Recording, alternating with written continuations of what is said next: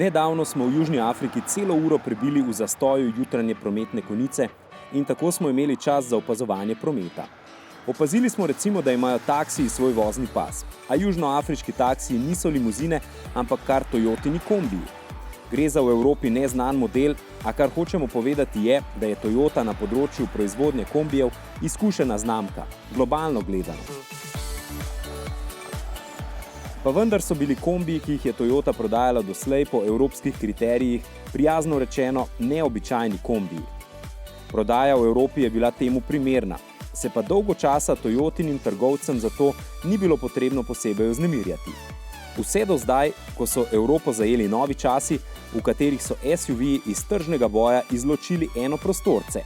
Pomanjkanje enoprostorcev je namreč večje družine spodbudilo k izbiri kombijev, ki so zato postali pravi osebni, vsakdanji uporabni udobneži in iz Toyotinih prodajnih salonov so kar naenkrat začeli odhajati prostorsko neizpolnjeni očetje in mame.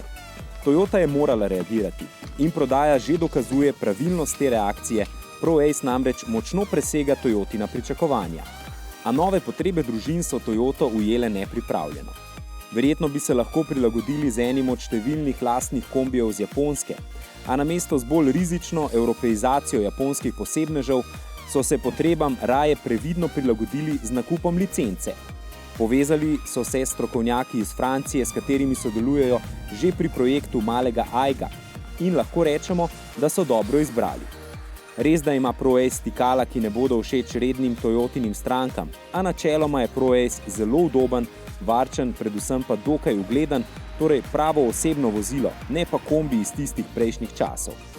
Bi pa Toyoti priporočili, naj v prihodnosti ne čaka, da se pojavi povpraševanje. Že zdaj lahko ponudite samodejni menjalnik tudi s šibkejšimi motorji. In električno pomična drsna vrata nikakor niso VIP, ampak obvezna family ponudba.